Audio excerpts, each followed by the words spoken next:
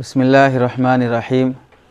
ہمارے بعض مخلص اور محنتی دوست اور ساتھی اپنے بیان میں ایک بات یہ بولتے ہیں کہ ایک مرتبہ نبی کریم صلی اللہ علیہ وسلم سے حضرت جبرائیل علیہ السلام نے پوچھا کہ یا رسول اللہ، اللہ کو آپ زیادہ محبوب ہیں یا عرش زیادہ محبوب ہے؟ آپ نے فرمایا میں زیادہ محبوب ہوں۔ پھر سوال ہوا کہ قرآن زیادہ محبوب ہے یا آپ زیادہ محبوب ہیں؟ آپ نے فرمایا میں زیادہ محبوب ہوں کیونکہ قرآن مجھ پر نازل ہوا ہے۔ پھر سوال ہوا کہ آپ زیادہ محبوب ہیں یا دین زیادہ محبوب ہے؟ تو آپ علیہ السلام نے فرمایا اللہ کو مجھ سے بھی دین زیادہ محبوب ہے۔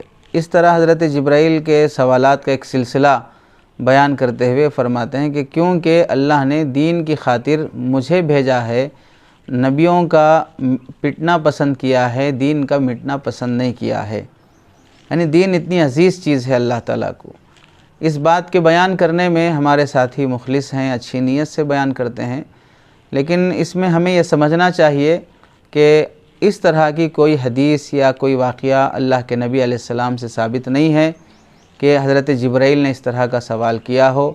یہ واقعہ من گھڑت ہے، موضوع ہے، نبی کریم صلی اللہ علیہ وسلم کی طرف منسوب کر کے بیان کرنا جائز نہیں ہے۔ آن لائن دارالفتہ دارالعلوم دیوبند سے یہ سوال ہوا تو دارالفتہ نے یہ کہا کہ ہماری نظر سے ایسی کوئی حدیث نہیں گزری ہے۔ علم حدیث کے متخصص حضرت مولانا مفتی تاریخ امیر خان صاحب دامت برکاتہم نے بھی اپنی کتاب غیر معتبر روایات کا فنی جائزہ، اس میں بڑی تفصیل سے اس کے بارے میں لکھا ہے کہ تلاش بسیار کے باوجود بھی یہ روایت سندن تاحال ہمیں کہیں نہیں ملی ہے۔ جب تک اس کی کوئی معتبر سند نہ ملے، آپ صلی اللہ علیہ وسلم کے انتصاب سے اسے بیان کرنے کو موقوف رکھا جائے، کیونکہ آپ علیہ السلام کی جانب صرف ایسا کلام و واقعہ ہی منسوب کیا جا سکتا ہے جو معتبر سند سے ثابت ہو۔ غیر معتبر روایات کا فنی جائزہ، جلد نمبر 2، صفحہ نمبر 432۔ اور غور بھی کیا جائے تو انسان کے جو بشری تقاضے ہیں، کھانا پینا، سونا اٹھنا، یہ سب چیزیں ایک عادت اور ضرورت ہیں، لیکن جب اسے ہم نبی کریم صلی اللہ علیہ وسلم کی سنت کے مطابق کرتے ہیں تو پھر یہ بھی عبادت بن جاتے ہیں۔ تو عادت عبادت بن جاتی ہے اور عبادت دین ہے۔ تو عادت کا عبادت بننا اور عبادت کا دین شمار ہونا یہ اللہ کے نبی علیہ السلام کے طریقے اور سنت پر ہوتا ہے۔ تو جو چیز نبی کے طریقے پر موقوف ہونے کی صورت میں دین بنتی ہو وہ تو افضل ہو جائے، اور نبی اس سے مفضول ہو جائے اور مرجو ہو جائے، یہ بھی عقلاً سمجھ میں نہیں آنے والی بات ہے۔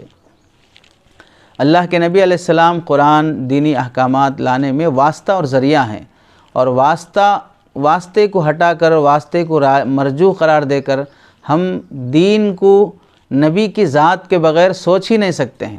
دین کہتے ہی کس کو ہیں؟ اللہ کا حکم، نبی کا طریقہ۔ تو دین جب ان دونوں کا مجموعہ ہے تو پھر نبی دین سے خارج کیسے ہو سکتا ہے؟ دونوں کا تقابل کرنا ہی ایک طرح کی نادانی ہے، کم علمی کی بات ہے۔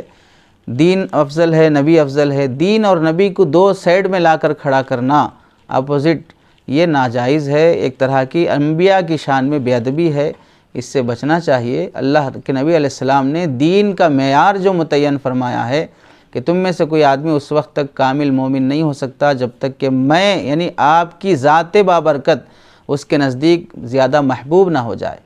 تو ذات نبی سے بھی محبت اور عظمت ضروری ہے، اور بات نبی سے بھی محبت اور عظمت ضروری ہے۔ اب اس میں دونوں میں تقابل کرنا ایک طرح کی نادانی کی بات ہے، اور یہ کہنا کہ اللہ نے دین کو مٹنا پسند نہیں کیا، نبیوں کا پٹنا پسند نہیں کیا، غلط بات ہے۔ نہ اللہ نے دین کا مٹنا پسند کیا، نہ نبیوں کا پٹنا پسند کیا ہے۔ اگر نبیوں کا پٹنا پسند فرماتے تو پھر بنی اسرائیل کو عذاب دیتے ہوئے اللہ تعالیٰ یہ نہیں فرماتے فَبِمَا نَقْضِهِمْ مِيثَاقَهُمْ وَكُفْرِهِمْ بِآيَاتِ اللَّهِ وَقَتْلِهِمُ الْأَنْبِيَاءَ بِغَيْرِ حَقٍّ، کہ ناحق انبیاء کو قتل کرتے تھے، اس واسطے ان پر یہ عذاب دیا جا رہا ہے۔ تو پتہ چلا اللہ نے پٹنا پسند نہیں کیا ہے۔